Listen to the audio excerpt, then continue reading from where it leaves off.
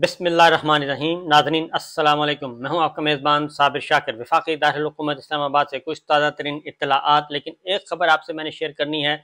वो है वाशिंगटन से। पाकिस्तान के ज़राए अबलाग में एक ख़बर बहुत ही तुमतराक से ब्रेकिंग न्यूज़ के तौर पर चलाई गई कि शहबाज गिल ने ख़ुद को अमरीका के फ़ॉरेन एजेंट रजिस्ट्रेशन एक्ट के तहत रजिस्टर कराया।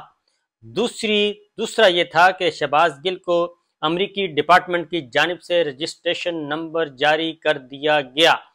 फिर ये चलाया गया कि शहबाज गिल ने बतौर अमरीकी शहरी खुद को पीटीआई का फॉरेन एजेंट रजिस्टर करवा लिया। इस सारी सूरत हाल का मतलब क्या है, इस खबर के पीछे क्या राज हैं? डॉक्टर शहबाज गिल अमरीका से पाकिस्तान वापस आएंगे या नहीं, क्योंकि उनके खिलाफ एक मुकदमा चल रहा है और अदालत में है, और वो 4 हफ्ते की इजाज़त लेकर पाकिस्तान से आए थे और वो आजकल अमेरिका में मुकीम है, उनकी फैमिली भी अमेरिका में है। और ये जस्टिस डिपार्टमेंट की तरफ से जो उनको रजिस्ट्रेशन नंबर एक्ट जारी किया गया है, उसका क्या मतलब है? क्या वो अमेरिकी शहरियत ले रहे हैं और अब वापस नहीं आएंगे और वाशिंगटन में बैठ के कुछ ना कुछ काम करेंगे, और फिर उस मुकदमे का क्या बनेगा? तो बहरहाल इस खबर की डिटेल्स आपके साथ मैं शेयर करूंगा, लेकिन पहले ज़रा पाकिस्तान की कौमी सियासत पे कुछ नज़र डालते हैं। उसकी वजह यह है कि आम इंतखाबात एक मुइम्मा बन गए हैं। फिर खबरें आना शुरू हो गई हैं कि आम इंतखाबात को मुलतवी कर दिया जाए, आम इंतखाबात को डिले कर दिया जाए मार्च 2024 तक, और अगर हो सके तो 1 साल आगे कर दिया जाए। आखिर इसकी नौबत क्यों आ रही है? और फिर खबरदार करने वाले खबरदार कर रहे हैं कि अगर इलेक्शन मुलतवी किए गए तो ये पाकिस्तान की सलामती के लिए इंतहाई संगीन ख़तरा हो सकते हैं और इलेक्शन को मुलतवी नहीं करना चाहिए, क्योंकि पहले ही खैबर पख्तूनख्वा और पंजाब के इंतखाबात बर वक्त नहीं कराए गए और एक गैर आइनी कदम उठा दिया गया है और अदालत के फैसले को भी रद्दी की टोकरी में डाल दिया गया है। चीफ जस्टिस ऑफ पाकिस्तान भी खामोश हैं। आखिर क्या वजह है कि वो भी इस सिलसिले में कोई कदम नहीं आगे बढ़ा रहे और मामला एक हवा में मुअल्लक है? ये सारी डिटेल्स आपके साथ शेयर करूंगा, खबरों से भरपूर। अब आते हैं कि इलेक्शन मुलतवी करवाने की बात क्यों आ रही है। 3-4 तजर्बे किए गए पिछले, वैसे तो 14 माह में हर तरीका इस्तेमाल किया गया कि इमरान खान और पाकिस्तान तहरीक इंसाफ से छुटकारा हासिल हो सके। जनरल बाजवा साहब ने भी यही कोशिश की और जनरल बाजवा साहब और मरीम साहिबा की ख्वाहिश थी, नवाज शरीफ साहब का हुक्म था, लेकिन जनरल बाजवा साहब ये ख्वाहिश और हुक्म पूरा ना कर सके और इसीलिए उनको एक्सटेंशन भी नहीं मिली। अब आगे जो आखिरी इकदाम उठाया गया वो था 9 मई। 9 मई के बाद और इमरान खान साहब को गिरफ्तार भी कर लिया गया। फिर 9 मई आया। 9 मई के वाक़या की बुनियाद पे पाकिस्तान तहरीक इंसाफ को तोड़ने की कोशिश की गई, बहुत सारे लोग छोड़ गए और फिर तरीन ग्रुप आया, अलीम ग्रुप आया, सरवर ग्रुप आया, हाशिम ग्रुप आया, जरदारी ग्रुप आया, और ये सब के सब मैदान में उतरे और इनका ख्याल था। फिर सरदार तनवीर ग्रुप आया, सारे के सारे मालदार बड़ी बड़ी पार्टियां आईं और उन्होंने कहा कि ये तो कोई मसला ही नहीं है, हम जनाब मौजूद हैं और हम जो चाहेंगे वो करेंगे और नताइज अपनी मर्जी के हासिल करेंगे। लेकिन हुआ ये कि जैसे कि मैंने पहले भी आपको अर्ज़ किया कि जो सर्वेज आ रहे हैं उन सर्वेज के मुताबिक अभी भी पाकिस्तान तहरीक इंसाफ नंबर 1 जमात है, और फिर अलीम, तरीन, सरवर, हाशिम, ये सब के सब, चौधरी शुजात साहब, काफ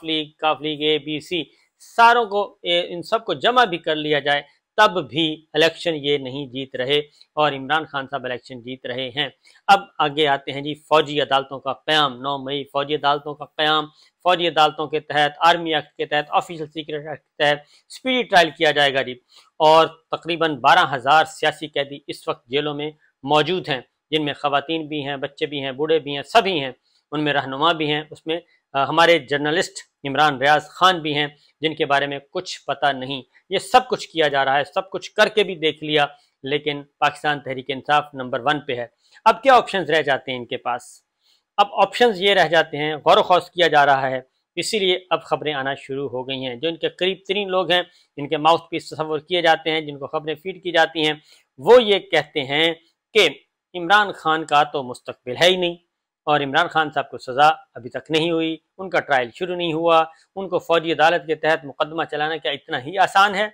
ये है असल मसला, क्योंकि इस्टेब्लिशमेंट के अंदर भी डिवीजन मौजूद है। इस्टेब्लिशमेंट के अंदर भी डिवीजन मौजूद है कि ये काम हमें नहीं करना चाहिए, क्योंकि हम पंगा तो ले लेते हैं لیکن اس پنگے کو سنبھالا نہیں جاتا۔ پہلے نواز شریف صاحب کے ساتھ پنگا لیا، اس سے پہلے بھٹو صاحب کے ساتھ لیا، بھٹو صاحب بھی قبر میں موجود ہیں اور وہ ہمارا منہ چڑھا رہے ہیں، اور نواز شریف صاحب بھی لندن میں بیٹھے ہیں، وہ بھی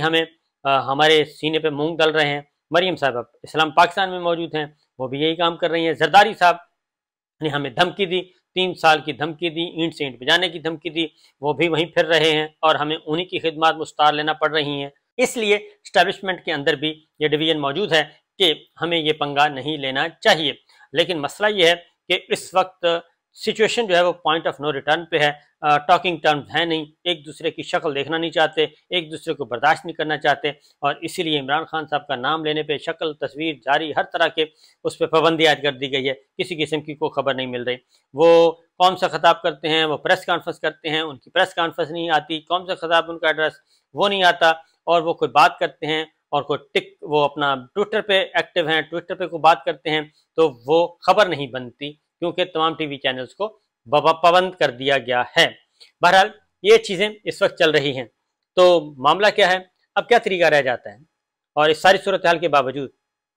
ترین گروپ، علیم گروپ، یہ سب کے سب اپنے اپنے قبلے ہیں، اپنے اپنے گروپس ہیں، ان میں سے کون بنے گا کروڑ پتی، یہ ہے اصل مسئلہ۔ پہلے دولت خرچ کریں، دولت کون خرچ کرے گا اور کتنی خرچ کرے گا، اس کو اس کا ریوارڈ کیا ملے گا، یہ سب کچھ ہو رہا ہے۔ باقی پاکستان تحریک انصاف بہت زیادہ اس کو ڈیمیج نہیں کیا جا سکا۔ اس وقت کی سچویشن میں بتا دوں آپ کو کہ بڑے بڑے لوگوں کے کاروبار جو ہیں وہ بند کر دیے گئے ہیں، بند کروا دیے گئے ہیں۔ اگر کسی کی فیکٹری ہے تو وہ بند کروا دی گئی ہے،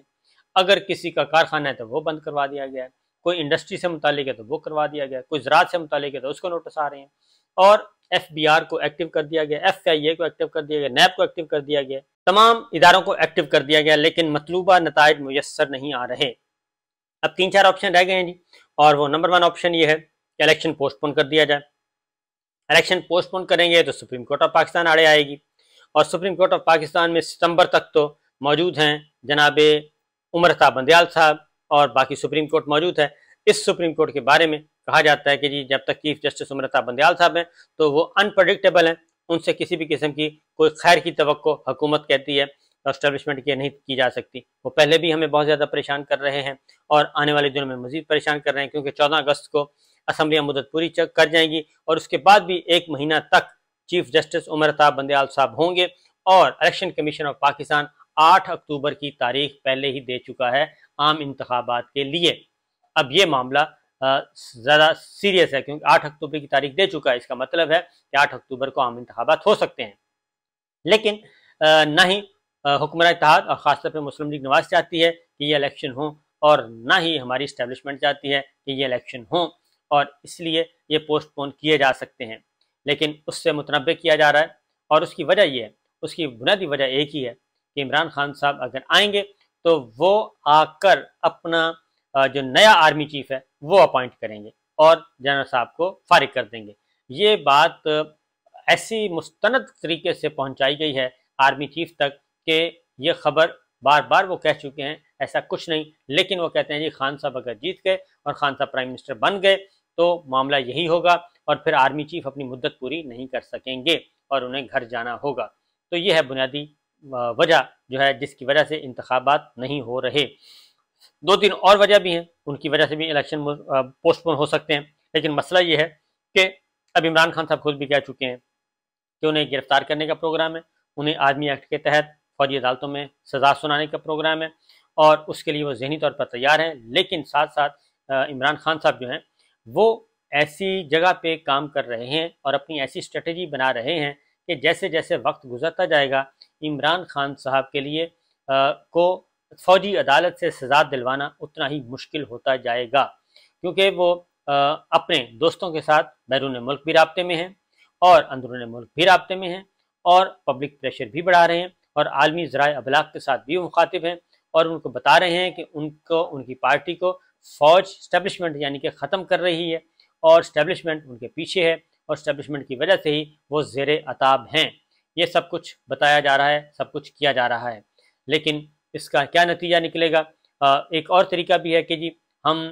نومبر میں انتخابات کروائے جائیں، اگر کروائے جائیں کہ نومبر میں انتخابات کروائے جائیں تو اس دوران کافی ٹائم مل جائے گا، اور پھر جیسے ہی چیف جسٹس عمر عطا بندیال صاحب اپنی مدت پوری کریں اور نئے چیف جسٹس آئیں تو اس کے قریب قریب عمران خان صاحب کو فوجی عدالت سے سزا دلوا دی جائے اور سزا دلوا کے ان کو کر دیا جائے گا نااہل اور پھر الیکشن اناؤنس کر دیے جائیں اور اس طریقے سے یہ مسئلہ حل ہو جائے گا اور ایک الیکشن عمران خان صاحب کے بغیر لڑا جائے گا۔ بعد میں اگر ان کو کوئی ریلیف ملنا ہوا تو عدالتوں سے مل جائے گا، لیکن ایک دفعہ یہ کام کر دیا جائے۔ لیکن اس پہ اتفاق رائے نہیں ہے اور چونکہ اگر فوجی عدالتوں کے میں مقدمہ چلانا ہے تو اس کے لیے وزارت داخلہ اور حکومت کو یہ اقدام اٹھانا پڑے گا، اور حکومت یہ اقدام اٹھائے گی یا نہیں مجھے نہیں لگتا کہ حکومت بآسانی یہ کام کر سکے۔ اس کی وجہ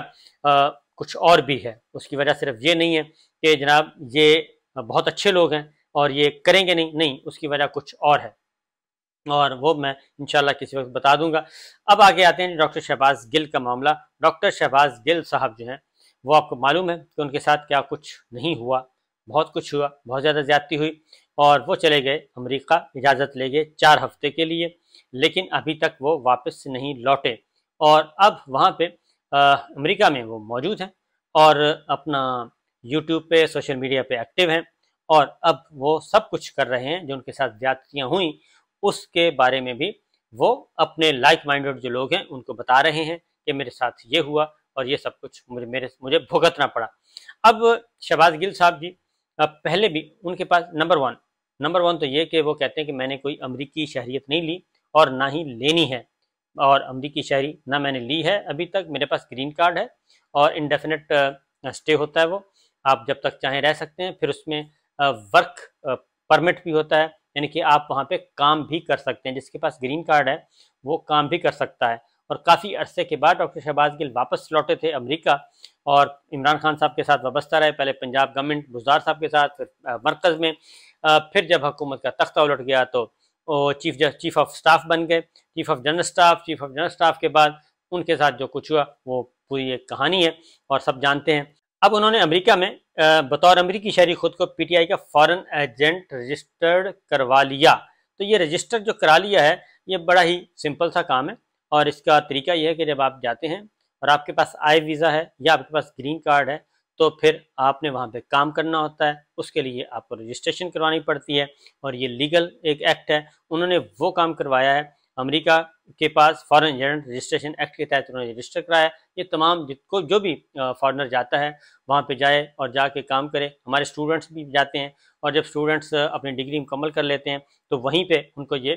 پیشکش ہو جاتی ہے، اچھے پروفیشنل جو ہیں ان کو موقع دیا جاتا ہے اور یہ امریکن نیشنلٹی نہیں ہوتی، نہ ہی امریکی پاسپورٹ ان کے پاس ہوتا ہے، گرین کارڈ ہوتا ہے جس کا مقصد ہے کہ آپ جب آئیں جائیں امریکہ میں آپ کے دروازے کھلے ہیں اور اس میں کوئی